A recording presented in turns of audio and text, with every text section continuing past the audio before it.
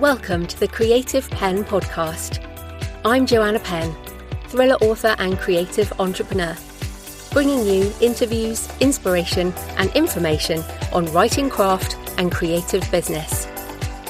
You can find the episode show notes, your free author blueprint and lots more at thecreativepenn.com, and that's Penn with a double N. And here's the show. Hello creatives, I'm Joanna Penn, and this is episode number 856 of the podcast, and it is Sunday the 29th of March 2026 as I record this. Yes, it is the end of Q1. Can you believe it? As we move into April now. So in today's show, I'm talking to Matt Cardin about writing at the Wellspring, tapping the source of your inner genius. We discuss the concept of the genius and the muse, how silences like potential blocks or inertia might be gifts, living into the dark and embracing uncertainty, and much more. So Matt and I connected around my Writing the Shadow book, and we're both fans of the Jungian concept of the shadow, and I blurbed his book, and so I really hope you enjoy our discussion, which is coming up in the interview section. In writing and publishing things. So I went to a Bath networking lunch last week, which I do occasionally, but this one was specifically to hear Robert Topping speak, who is the owner of Topping's Independent Bookshops, certainly one of the best bookstores in Bath and other bookish cities. Now he did a Q&A and was very charming and a little eccentric as you would expect, but clearly an astute businessman as he has grown his stores over the years and has always been a bookseller, starting out with Waterstones and other stores. Now, one of his comments was that he enjoys working with delightful colleagues who are bookish. And I thought this phrase was wonderful. And I definitely feel this way a lot, not all the time, but most often, because working with authors and readers, people in the publishing industry, we are bookish people. We are, whether people are delightful or not, bookish colleagues are a pleasure. And we are often introverts and we love reading, we love physical books, and we have that in common, despite what we might agree on and disagree on. And I feel like this is so important because there's a lot of drama in the author industry, but also amongst the publishing industry and online and politics and all of this stuff. Now, we might disagree with people, but if we have at least books in common, then there's something we can talk about. And that's a bit of a tip for networking events with bookish people, which is what are you writing or what are you reading or what books do you like? And that will start a conversation. So I thought that was very cool. Also, he said, the cost of the book is the time it takes to read it. So this is the cost of the book for readers, of course. So he said, the cost of the book is the time it takes to read it. Because, of course, books are not generally expensive, although, of course, some academic textbooks or very special hardcover editions or whatever like that. But generally, for the reader, it's the time it takes to read it is the cost. So we need to make sure our books are worth the time. He was also asked about digital sales and online things and ebooks and digital audio, and he said a few things that were frankly wrong. But I didn't mind, since his business is selling physical books. But I really think this is worth keeping in mind when people speak or they're quoted or you are asking for advice or you're looking on social media. You need to know who people are and their context and their experience doing the thing you're asking about. So in that example, Robert Topping, he's absolutely like 100% the expert on selling physical books in physical stores. But of course, his business is not doing digital sales. His business is not doing online marketing. He doesn't need to sell books online to readers all over the world, which is what we do. And I've just been hearing, I think a lot of it is around the AI stuff, right? People will spout frank nonsense that they have read in something or another without even trying these things. And then someone like me, who's essentially been using this stuff a lot every day since it's happened and has been talking about it since 2016. I'm essentially on Claude Code every day now. I'm building skills. I mean, I'm using this stuff in all over the place. And I hear people say things and I'm like, that's actually really wrong. But they are well behind and they've just kind of listening to various media reports rather than even trying these things. Or you hear people who say, oh, well, this around making a living as a writer or that, or so I just want us to have more discernment around who we listen to on what topics, and also follow the money. Like, how are people actually making money? So, for example, you should know by now, if you're a regular listener, how I make money from this podcast, which is we have corporate sponsors, which I shall do the ad read in a minute. And corporate sponsors are companies I work with. So I know them, I know the people, I know the products, I use the products, and I'm happy to represent them on the show. And yes, they pay for advertising, but also, yes, they are good companies. So I know them, and that's why I bring them to you. I don't have random ads. I have these personally chosen ads. Plus I have my patrons. Thank you, patrons. And that's how this podcast is free for most people, is because I can support my time and the costs for all the things it takes to run a podcast by that sponsorship. So something to consider if you are listening to anybody is to think about, okay, how do they actually make their money? So Robert Topping makes money from selling books. Physical books in physical stores. So yes, you can trust him on that. So on this, I was laughing because he says he is appalled by non-book product.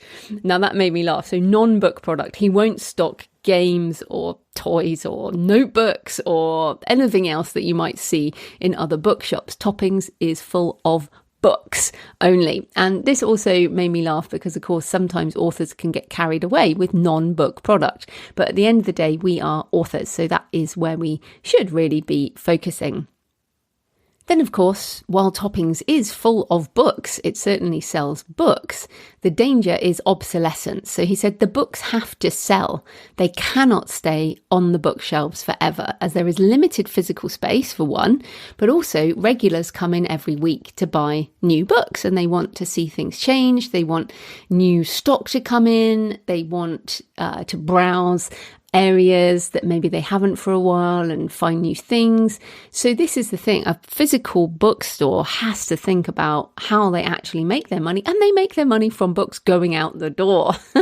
So when authors get books into bookstores, remember they don't stay there. Often they're returned, sometimes within 3 weeks, a month. Books will get returned. So some things to keep in mind if you want to sell to physical bookstores, which I don't particularly. In fact, on the table I was sitting on for the lunch, someone said to me, oh, are you here to pitch them? And I'm like, no, I'm not pitching them. They want 55% discount. And one, I just don't want to do that. But two, I'm not actually interested in being a local author. I mean, you are far more likely to get in to bookstores and libraries and all that if you are local, and that's your sort of point of difference. And of course that is wonderful if you enjoy that, but it's not something I want to do. And the 55% discount, of course we do that on Ingram Spark as well, but that makes it very hard for us. So that's not something I want to do. But of course from their perspective, from the bookstore perspective, that's how they make their money. So just really thinking about the reality of the money game is important. And then talking about the business, Toppings does a great job with multiple streams of income. They have several events per week with authors, and if you buy a ticket, you often get the hardback book or the paperback book, many of them signed, and they also get a whole load of extra ones signed, and they sell wrapped, signed first edition hardbacks at higher prices. So this is the experience economy at work. People want to hear the author talk about the book or several authors in conversation. People get an evening out in a lovely location, and Toppings in Bath really is a lovely location.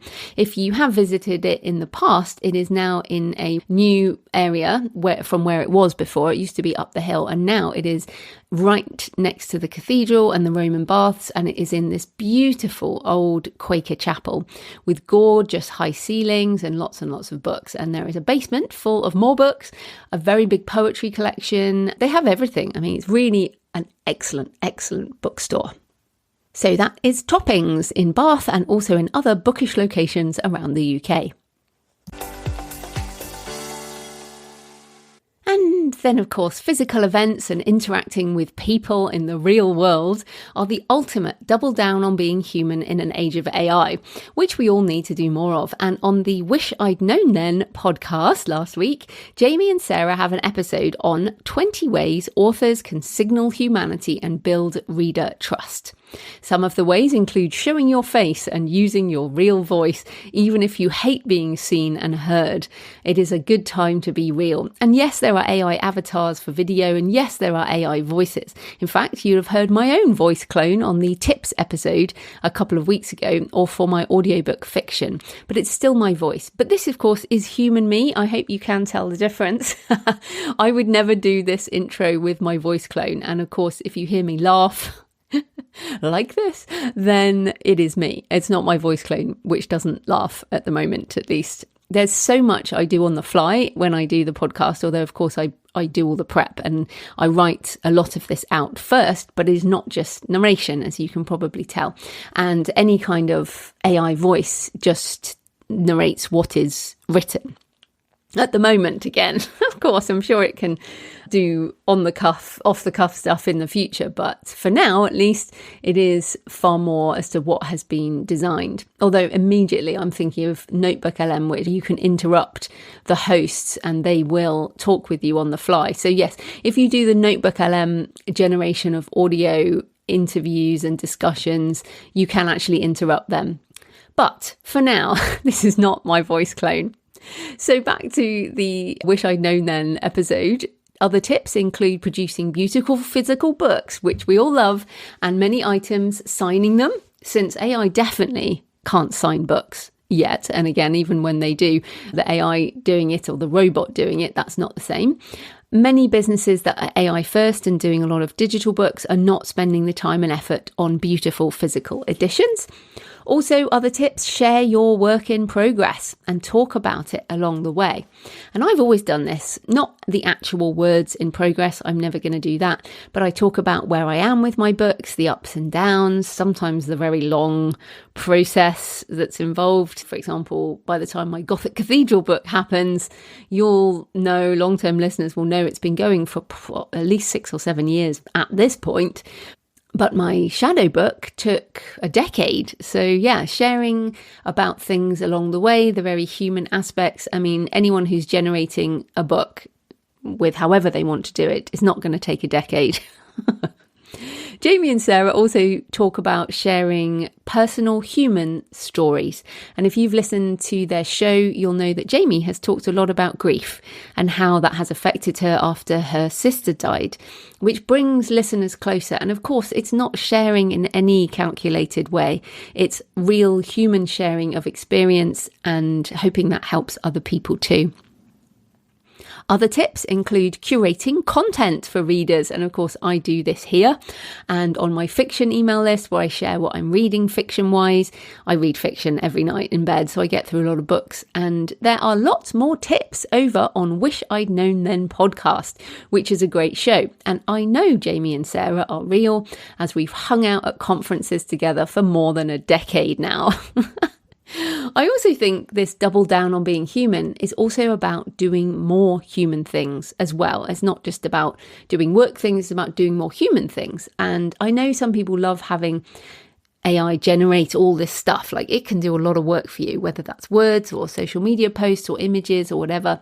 But I just don't see the point in this. I do not see the point in just going faster and working more with AI tools. We need to use the opportunity to do more personal things and more human things. So yes, I am an AI assisted artisan author, but at the moment I am spending time, as I mentioned, I'm building skills, I'm working with Claude Code with the entire aim of automating so much in my business that I can do more walking, I can get out more. I was in Oxford at the weekend at another event. I'm trying to be out more, walking along the canal again now the weather's got better, and just in general making, like, not being a machine, don't be tempted to behave like a machine and churn out more and more faster and faster, but spend the time being a human. So I have a quote that I come back to when I feel like I'm possibly doing busy work. It is by Pico Iyer, who is a travel writer, and he has a book called Learning from Silence. Learning from Silence. And he says, the point of being here is not to get anything done, only to see what might be worth doing. What is worth doing? What is worth spending your limited amount of human time on? What is worth doing for you?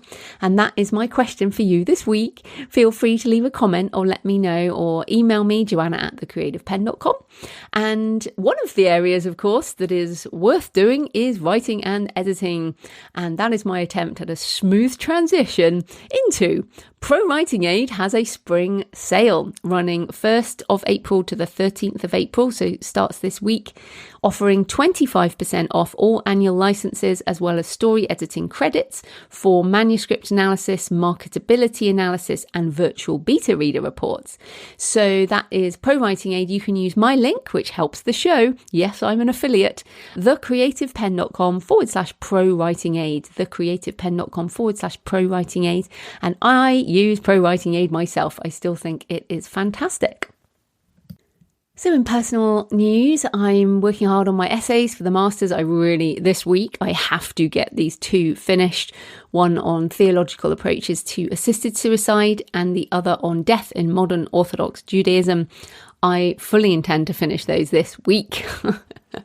I've definitely found this course has helped me think more deeply about things, and quite differently, actually. When you study these topics and read a lot more widely, I can certainly recommend a midlife master's if you're thinking that you would like to, I don't know, it's not even a change of direction really now. I feel like it's just underpinning a lot of the things I think about and has helped me. It's given me lots of ideas. And in fact, one of the ideas was for Bones of the Deep, and I did finish the audiobook last week with my voice clone, and I just need to do the book trailer and the launch video for the Kickstarter. But given the essays, looks like I will now push the launch into probably mid to late April. I was going to do it after Easter weekend, but no, next week has to be essay week, and the following week will probably be Kickstarter week. And then I will be moving into my dissertation as well. I've even started the writing on that, which is on digital necromancy, and I will tell you more about that another time. But it takes such a different headspace to do academic work and book trailers. These are 2 very, very, very different things. So yes, if you're interested in Bones of the Deep, jfpenn.com/bones, coming soon. And as I mentioned, I have been building Claude skills for repeatable publishing tasks using Claude Code. And I'm working on a plugin for translation. It's essentially a set of skills that can be run in sequence to do a particular job. And I've just started experimenting with turning my books, my non-fiction books, into skills so you can use them more usefully. Now, if you don't have a clue what I'm talking about, don't worry. I will be explaining this more. I'll be showing patrons how to do this. I think it's going to be a very interesting way, especially for kind of self-help non-fiction, to help people use the book in a far more practical way. And on this, I asked Damon at BookFunnel about delivering Markdown files. Now, if you know a bit about the AI stuff, a lot of the work is done in Markdown files. And so he has said that hopefully this will be a thing in the near future. So I would be planning on maybe selling skills, selling books as markdowns so that you can use them with AI tools, that kind of thing. So as I said, if you're a patron, I'll be doing some demos soon. I am planning to do an AI webinar, probably May, June at this point, depending on other things in terms of timing. But for a couple of years now, we've been talking about the promise of AI agents, and now we are there. We're certainly there with what is super, super useful. And I've been doing a bit of consulting around helping people build skills for their businesses, which has been really fun. Again, like something I'm thinking of maybe adding on as a income stream in my business. So yeah, if you are doing something similar, if you are building skills and plugins in Claude Code, or if you're interested in this kind of consulting, email me, joanna@thecreativepenn.com. I don't have a clue right now as to if I'm the only one really looking at this kind of thing. Obviously, there are other people looking at things like automations, but what I'm looking at is kind of done for you stuff that you can just sideload it into your Claude and then work is done for you. I mean, I think it's just very, very interesting, fascinating stuff. Much more to come on that. So thanks for your emails and comments and photos this week. At ActNatural952 on YouTube said on Anne and Neil's interview, what a great interview. For some reason with this one, I really felt so strongly your skill as an interviewer. Thank you so much for saying that, and I really appreciate the kind words, because interviewing two people at once is so hard. It is really difficult, and I generally say no. Like, people will say, oh, I co-wrote this book with so-and-so, and I'm like, well, I'm only interviewing one of you, because interviewing two people is a nightmare. But I clearly couldn't say that to Neil and Anne, and also they used the same mic, which does help because they talk over each other less, but also, how could I say no? So I'm glad you enjoyed it. Okay, please leave a comment on the podcast show notes at thecreativepenn.com or on the YouTube channel. You can email me, send me pictures of where you're listening or your favourite cemetery or churchyard, Joanna at thecreativepenn.com. I love to hear from you. It makes this more of a conversation. And I've also heard from some people recently who have got emails from supposedly me, but actually an AI scammer using my name, and they have known that it wasn't me. So that's really good. I will not be pitching you to come on this podcast. It's very, very unlikely to happen. And in fact, if you get pitched by anyone with a famous, not that I'm famous, but in a small niche on the internet, people know who I am. But you may hear from, I don't know, Elizabeth Gilbert, or you may hear from James Patterson, or you may hear from a top agent at Penguin Random House or a film director at Disney, and they'll be like, your book is amazing and here's all the ways your book is amazing.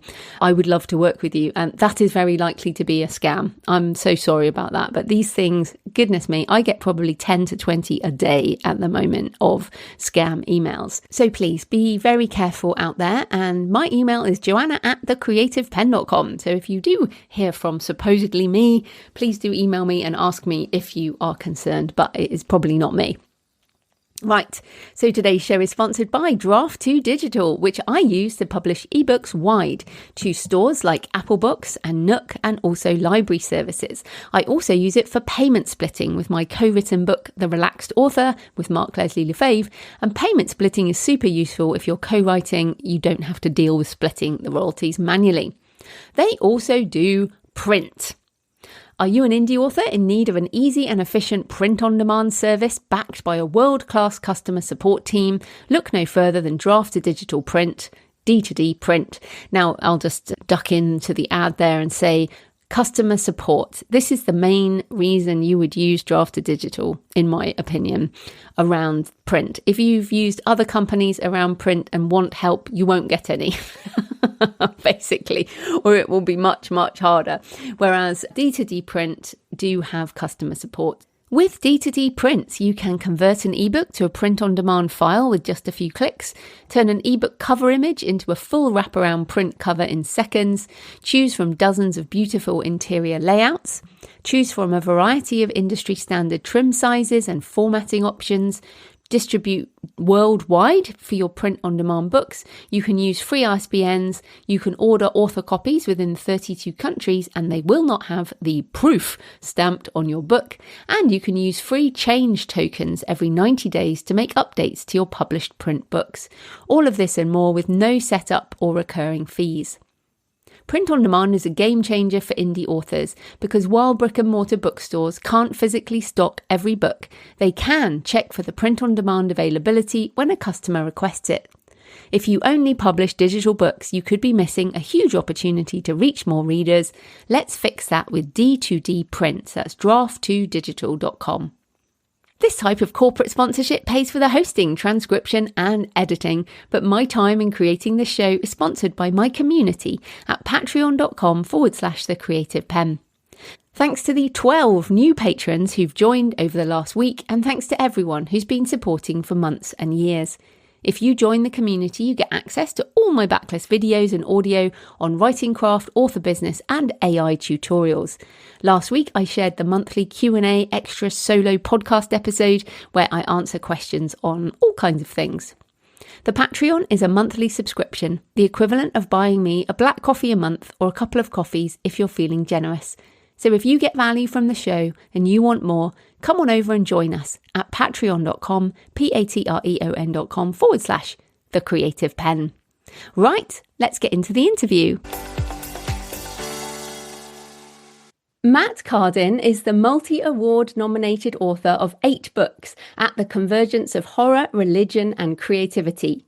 His latest book is Writing at the Wellspring, Tapping the Source of Your Inner Genius, which is fantastic. And I actually blurbed it as follows: a guide for writers who welcome the dark and hunger for meaning. If the page is a threshold, this book will show you how to cross. It is a great book. So welcome to the show, Matt. Well, thank you, Joe. It's really a pleasure to be here, especially since, as you and I were briefly acknowledging before we started recording, have overlapping interests to a great degree. So, as I say, it's really great to make official contact with you. Yeah, indeed. So first up, before we get into the book itself, tell us a bit more about you and how you got into writing. Well, I'm one of those people whose story is probably typical in some ways in that I really wanted to do it from the time I was a child. My father was a great writer, although he was an attorney. He wasn't a professional writer.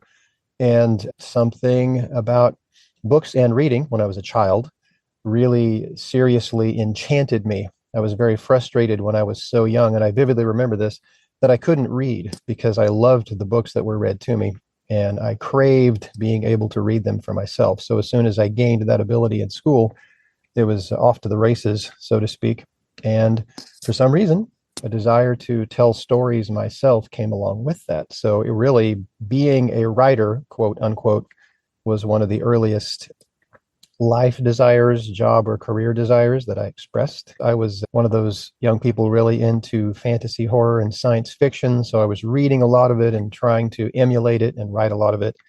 And there was a cinematic component. I was a movie fanatic as well. I won a local Authors Guild short story writing contest when I was a senior in high school and began trying to write stories seriously in college. And then interest in horror and religion became dominant over time, and that's what I ended up writing about. And how has that come into, I guess, paid work? That's the other thing, because there's an interest and then there's making writing more of your income and your business. Right. Well, actually, although I have made and do make money from my writing, it has always remained on the side. My main career, as far as my money-making life, first started off in video and media production, which is formally what I got my undergraduate college degree in, and then switched into education. I taught high school for some years, and then now for the past, good Lord, 18 years, I have been in higher education. First as English faculty who also taught some religion courses, and then now for the past several years in administration. I'm vice president of academic affairs at a college. And my writing has been something that I pursued as an avocation. And as far as earning money from it, that didn't happen even with my first publication, which happened on the internet in 1998, I believe, with a horror story titled Teeth. It was just free. I didn't get paid. But that led to paid publication of that story. Was it 3 years later, 4 years later, when it appeared as my very first print publication in a Lovecraftian horror anthology from Del Rey titled The Children of Cthulhu. It appeared as the final story. And that was the first time I had received a paycheck. And it was a professional per word rate. And since then, I've had several books published and more stories and essays and that kind of thing. And I've had income sometimes and from writing, and sometimes I haven't. My first book came out of that story. I attended the World Horror Convention in 2001, actually before that Lovecraftian anthology was published, but it had been placed. And at the World Horror Convention, which was in Seattle that year, and I met one of the 2 editors of that book, and that led to me having my first short story collection, Divinations of the Deep, which was not for much money, but it attracted a lot of good attention and some good reviews. And it's been like that all along. I mean, I've made a couple of runs maybe at saying I would love to just be an author, as it were, but that doesn't seem to be in the cards for me. And honestly, I'm glad it's not. I have made the most money from some academic editing projects that I've done. You know, Mm. I created slash edited a 2-volume encyclopedia of the history of horror literature, for instance, for a big academic publisher. And those are work for hire projects that I get paid for. The making money on my own creative vision and my own creative work and such has been intermittent and so on. And it really has proven over time that not having my primary creative, spiritual, and philosophical drive hooked to what I earn my bread by has been a blessing. I don't want to take this thing I love and make it be how I have to grind to earn my money. I want to keep it in a protected space. That has been spontaneously what's happened with my writing career. Mm. Yeah, and I think, as you say, there are a lot of benefits of that, and especially where you're writing at this kind of convergence of horror, religion, creativity. Your writing is very deep. I would say it's on the edge of academic. Like, I don't want to say it's completely academic because a lot of people will find that difficult, but Mm-hmm. I think writing at the Wellspring goes very deep, but it's still open to non-academic readers. And as you say, I think if you had wanted to make a living with your books, you would have had to have, I guess, gone in at a lighter level, perhaps. I don't know. Do you think that makes sense? Yeah, I know what you mean. And I don't think either, I want to specify, I know that neither you nor I are saying anything about this as any kind of criticism or condescension or something Mm, to mm. anyone who does make their living as a writer, right? I mean, I know, I believe you do. Yes, and exactly. and that's fine. And you know, there really are people who have had significant commercial success from books or other things they've written that don't appear to be making huge concessions to being commercial, right? You can make a living as a writer, I think, and really follow your muse and not Mm, feel like you have to pander or cater or cheapen it or something. But then there are people who have perfectly happily decided to commercialize their work and tune it in whatever way is currently popular. That's fine. You know, I mm, mean, there's no, it's like every writer, every creative person should do what is right for him or her, in my opinion. But in my particular case, I think what you said is right. I said all that to get to this. It's like I do think that I might have needed to change some things, to back off, to word them differently. And I like whenever I've tried to exert deliberate control like that, it just turns out that it's not something that my creative spirit wants to do. I don't really feel like I'm in contact with the work anymore. And I'm fine with mm, that. As I say, and I don't think I'm doing a sweet lemons type thing. It really, at the moment, it really is the way it just needs to be. If it ever proves that me doing it strictly with a view to doing it how I want to do it and go however deep I want, regardless of trying to appeal to a paying readership, if it turns out that at some point aligns with boatloads of money coming in, that's fine. That's perfectly you'd be fine. open to that. Yeah. I Well, would be open to that. yeah, well, let's talk. I mean, you mentioned muse there, and I think, I mean, writing at the Wellspring, the subtitle is "Tapping the Source of Your Inner Genius," and I Yes. think this is a good place to talk about it. As you mentioned, then you're kind of leaning into your muse and your inner genius, and you use other terms, demon or daimon, and I think sometimes people find the word genius particularly very difficult because it has the connotation of brilliance in some form. So, how can people think about this and how can we lean into this side of ourselves? Honestly, one thing that I would suggest people do is I would refer them to the TED Talk that Elizabeth Gilbert gave some years ago, back in, oh, was it 2009, 10, 11? It's one of the more popular TED Talks, and Elizabeth Gilbert spoke about. I think sometimes it's given the title "Your Elusive Creative Genius" or something like that. But her whole talk is about the way in her own creative life, and as she recommends to others, it has been very important for her to seize on the older model that we're talking about, where the most clear articulation of it is that it used to be the case. And we're talking about in ancient Western history, back to the Romans and even earlier to the Greeks, that genius was not something that you identified a person as being. It was something that a person had. And I would also say, importantly, maybe had them.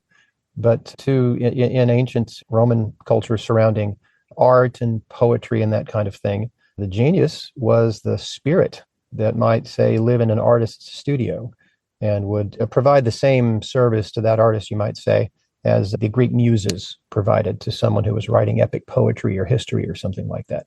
And that understanding of it has continued in various ways down through history, but there was a kind of a fateful transition as Western culture went through what we commonly call the Enlightenment and the Renaissance as well, where the term genius, while it didn't lose all those connotations of being sort of an inspiring spirit, like something that a person both has and maybe has hold of them, did become internalized to the point where we speak of people as being geniuses, which is exactly what you're talking about, and which I agree some people listening to this probably would have some reservations about. They don't want to call themselves a genius because we tend to mean that's a super brilliant person, some kind of prodigy who is possessed of amazing artistic, creative, or intellectual skills.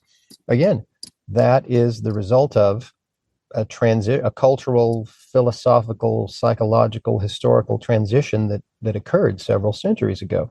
And you still see the older meaning of it being attached sometimes. And I know you're familiar with that, where you think of people who we call geniuses kind of being touched by something sometimes.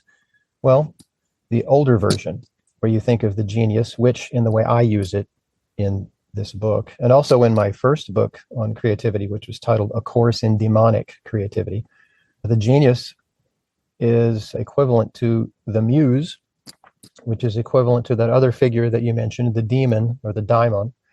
And it refers to a separate, what seems for all the world to be a separate center of intelligence or entity or influence, the thing that gives you both your creative drive and also your ideas, serves as the source of what comes to you naturally to write. And it's more than just ideas. When you talk about the ancient Greek daimon, there was a whole well-developed tradition of that in ancient Greek philosophy and religion. A daimon was, in one famous sense, a spirit that you were born with, that the gods had given you. And it was like your double, like your higher self. And it was the thing that represented your character, your interests, the blueprint and the outline that your life was supposed to follow. And there are great books written about that. There's a book called, it's by the psychologist James Hillman. It's titled The Soul's Code. A lot of people have read it. It lays out the daimon theory and gives it application to modern instances. The idea is that everybody has a genius or has a muse or has a daimon. And for writers, my recommendation is to say, whether you believe it or not, whether you take it as a metaphor, which is fine, or whether you want to get somewhat mystical and delve into the idea that maybe there's really a spirit or something. It doesn't matter. Productively, with practical, measurable results, you can learn to relate to your creative impulse as if you're collaborating internally with someone else. And it's the center of why you're interested in writing what you want to write, why you want to write, the way you want to write, and even the types of things that unfold in the course of your career, both your creative career and the rest of your life, kind of in the mold of the ancient daimon. I have found that to be a vein of great power and meaning in my own life, and I do it exactly the way I'm describing. I don't actually believe it, but I don't disbelieve it. I find that in experience, it really doesn't matter. It works, and it may as well be true. I mean, obviously the book has a whole load of ways we can kind of tap into that. But I did like that you talk about stillness and silence, because I feel like that is actually increasingly difficult as authors. I mean, one, obviously, it's noisy online and we're meant to be doing things like social media, or we're meant to be interacting with people online. And then also the world is just noisy. The news is noisy. There's lots of things. And so how can we use the sort of idea of stillness and silence, and also any other ways we can practically tap into this side? Sure. One thing that wanted to say itself in this book was some things I had been thinking and feeling about silence for a long time. And as you say, it can be difficult these days to find what feels like the silence that we need to even get our work done. we're talking about the muse or the genius or that kind of thing.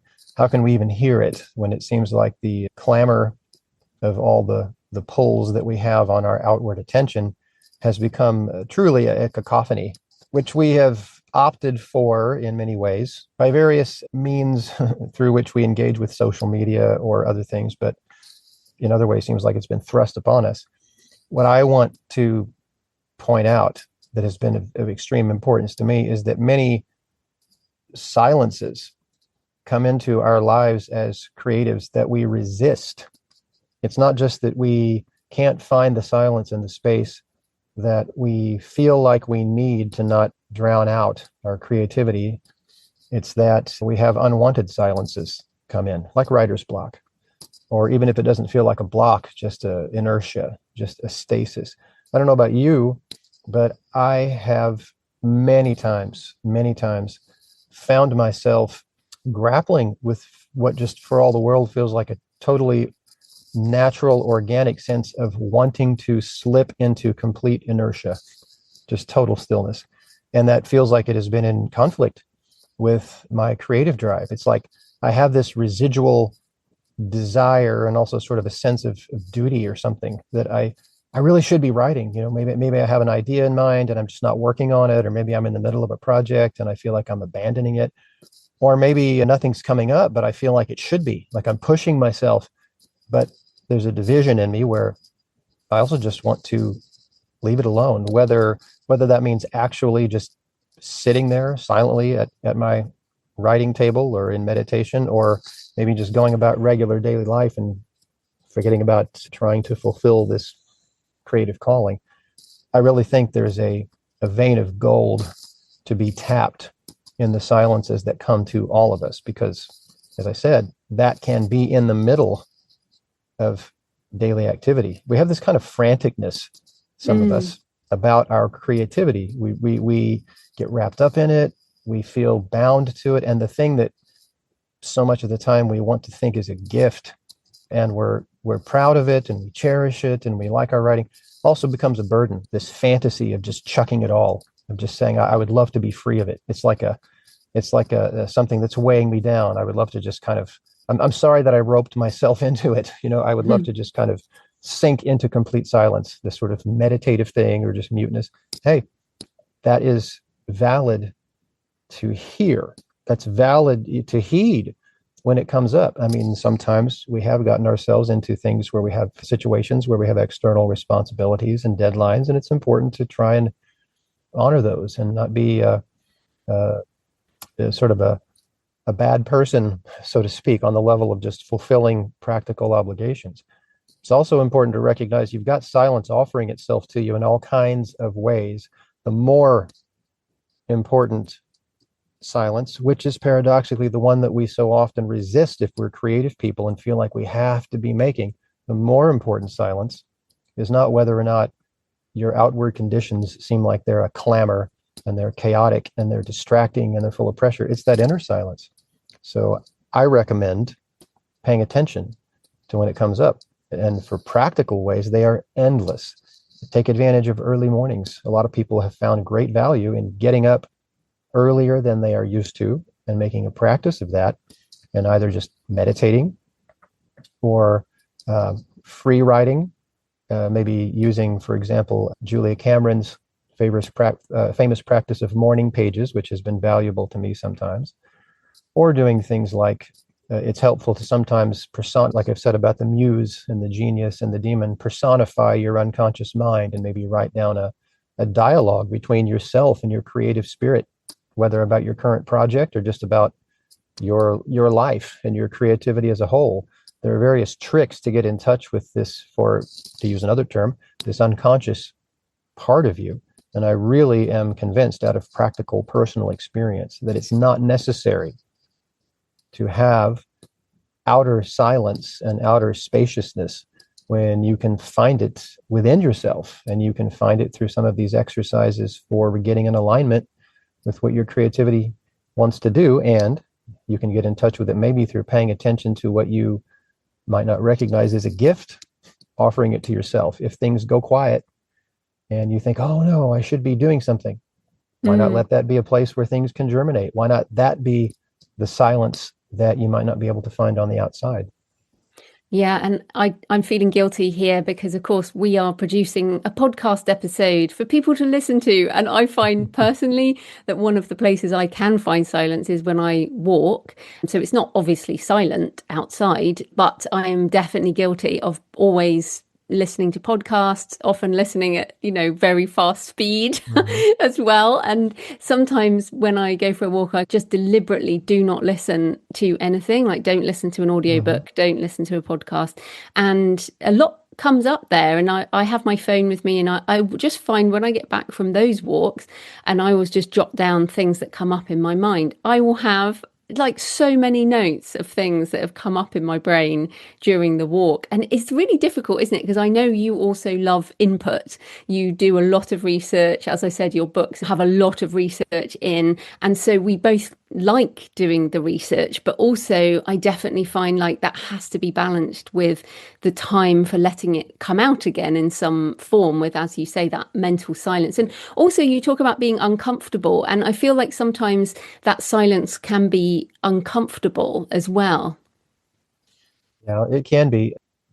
There's no telling what might come up when you are faced with silence. Again, it's one of those things, even the outer kind that we think we crave, sometimes it's a bit frightening when it comes up, which is why we try to fill it with things like this podcast episode, for example. There's a threshold that you can notice you cross sometimes where what was a natural desire to connect with something that you heard about that found interesting becomes a bit frantic, where now really what might be good is if you shut off, didn't go for the next podcast episode, or didn't go for the next click to the website. If you just shut the browser and just sat there or did something else, but you're kind of with a little desperateness trying to fill the void, right? What you described about needing to get quiet and let things happen. Like, yes, I love reading and research, but the classic stages of the creative process that were first, I think they were first codified, as it were, by Graham Wallace, if I remember correctly. They still work. It's really good sometimes to have a model and understand how it works. You have what's sometimes called the preparation stage, all the input, all the research, all the brainstorming, all that kind of thing. And the incubation stage can then be vastly, vastly important. And that can get frightening, both because the silence seems somehow threatening, like something about you is going to be exposed, or maybe that you're going to lose the thread of whatever it was and it's never going to come out. But really, if you just sort of stop and let your muse, let your genius do its thing, let your unconscious do its thing, it will suggest itself again. The real, I mean, it will come up on its own, right? Your ideas will come back. You'll realize, oh, I didn't know what I was going to do with that character. I didn't know how these ideas were going to come together.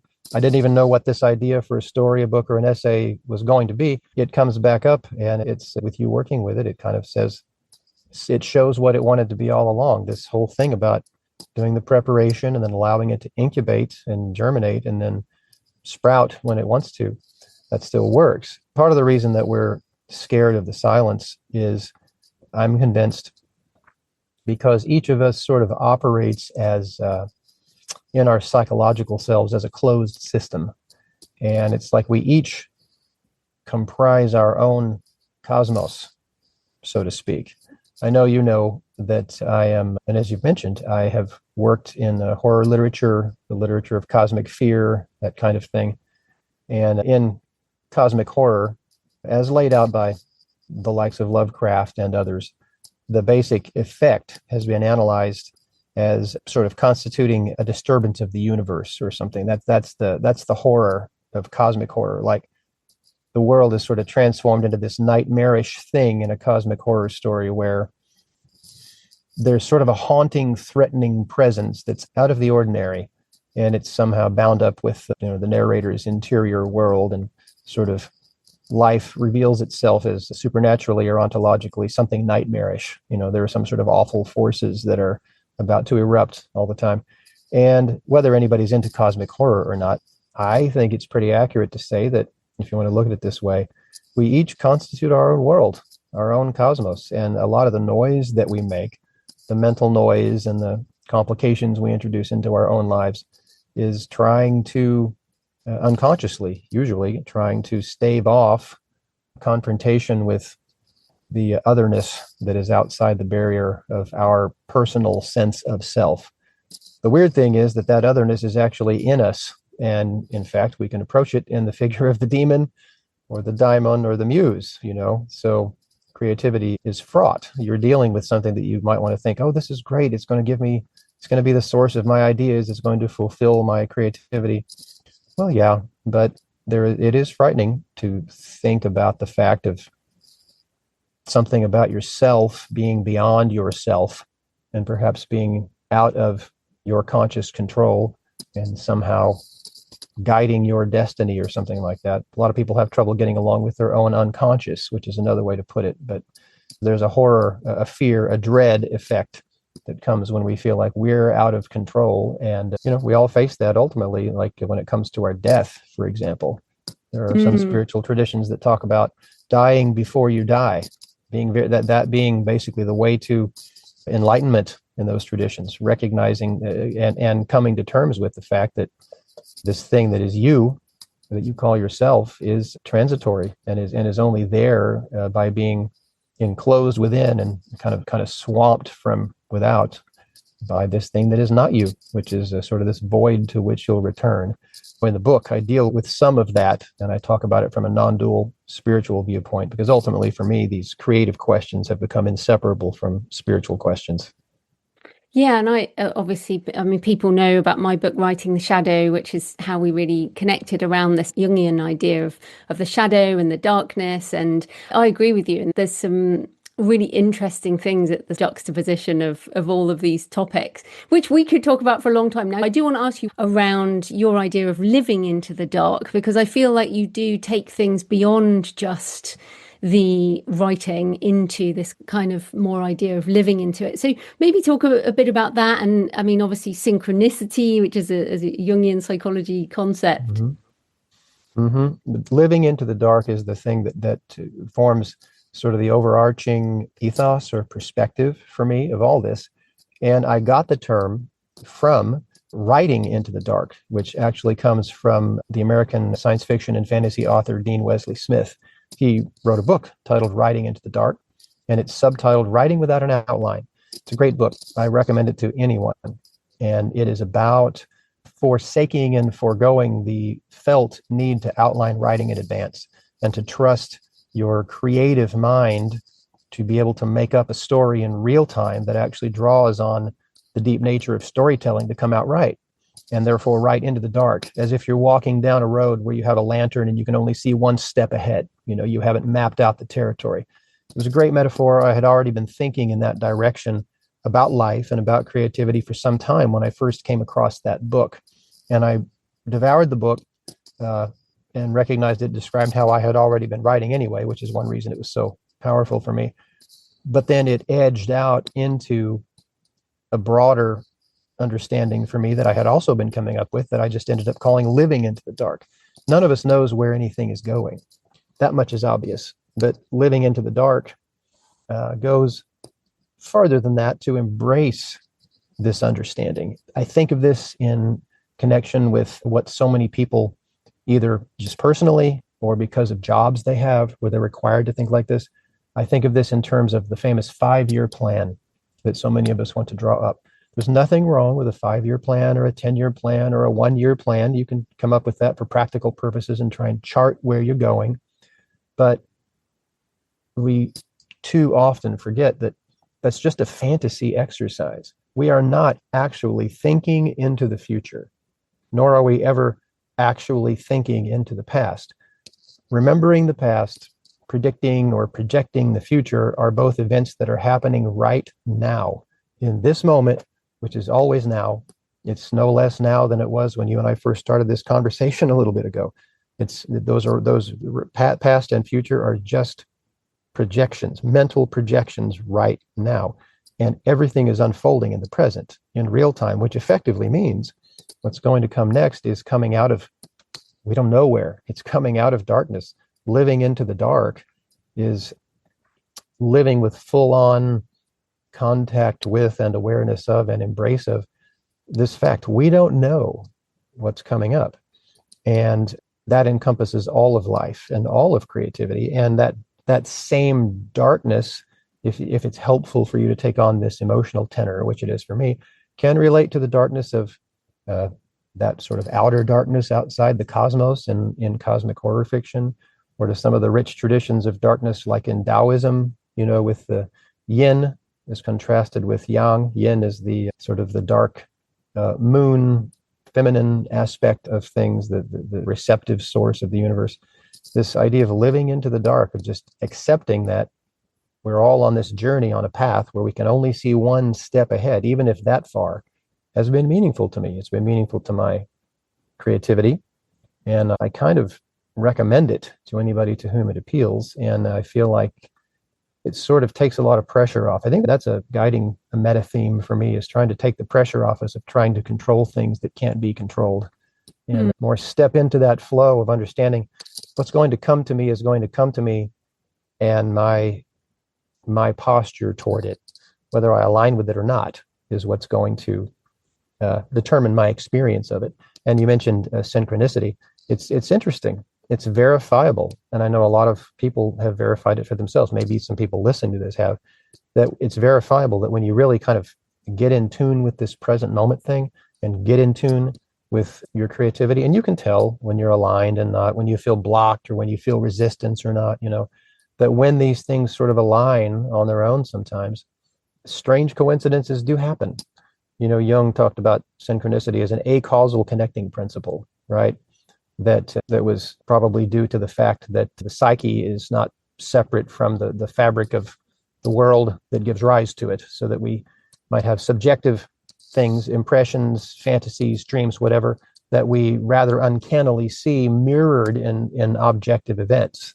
Like the famous thing that sort of clarified, that coalesced that for him, was that psychotherapy session with a patient who was describing a dream she'd been having about a scarab beetle, and then he heard a kind of a tapping at the window of his office, and he went there and opened it, and there was a European beetle. It was kind of a scarabaeid beetle that was much like the Egyptian scarab that was there, and he held it up and said to the woman, "Is this your beetle? Here's your beetle." And it just blew her mind. It opened new levels of the therapy that she was receiving. Those kinds of things happen. I've had them happen. Me too. If you're a longtime writer or reader, you're familiar with the library genie, the library demon. We sometimes refer to it as the book that just, at the moment you think of it and realize, oh yeah, you're doing your study, and it doesn't have to be a library. It could be on the web or whatever. You're like, oh yeah, you finally realize what it is that you need, what you've been looking for, and it, in some cases, literally falls off the shelf onto someone's head. What do you make of those when those happen? At the very least, it rattles your cage. You might enter a state of suspended judgment about whether we really are living in kind of a magical cosmos full of things that are real correspondences. It's kind of like the demon muse. Is it a metaphor? Is it just kind of an interpretation, or is it something real? Probably the best place is one of profoundly, actively embraced agnosticism, and just take it for what it is. Yeah, and leaning more into your intuition. I think you definitely demonstrate that in the book as well. And we're really exploring a lot of very interesting topics. Now, we're almost out of time, but you do have a Substack, The Living Dark, where you publish essays. And you've also got all kinds of really interesting books. And I want people to go have a look at some of the other stuff you've written, especially if you enjoy horror and religion and all of that kind of thing. So how do you decide when something is an essay on the living dark? And how do you decide when you're going to put it in a book or in some other way? Because I feel like a lot of authors are thinking about Substack, but don't necessarily know what to put on it. And I think I first connected with you on your Substack, where I was like, oh, this guy's writing interesting, weird stuff. So how do you use Substack as opposed to writing for your books? Sure. Let me answer by first talking about what happened previously with that first book on creativity that I mentioned, A Course in Demonic Creativity. I had all kinds of thoughts and ideas coming up, seeded over many years of practice and reading about the demon and the daimon and the genius and the muse. And in 2009, I founded a blog, and it was just a WordPress blog and I titled it Demon Muse. And I tended it for 2 to 3 years. And I got a lot of people ended up reading it. And I really did not have any plans, not even any, at least not any that I was conscious of, not even any back burner plans of taking the material that I published in posts there about this way of creativity and making it a book. I did realize about a year and a half in that essentially I had a book I had already written in those posts. And so it took some work, and I spent 6 months making it all into a coherent book, which, by the way, that book was only ever published as a PDF, which is still free on my website, mattcardin.com. Although plans for the first ever print edition of it are in motion right now. That was published in 2011. When I went to Substack and I started my newsletter there in 2022. And by the way, it wasn't originally called The Living Dark. My first title under which I started it was Living into the Dark. And then I changed it about a year and a half in. But I kind of am doing the same thing. It's been a while since I took anything and thought, I'm writing a book with it.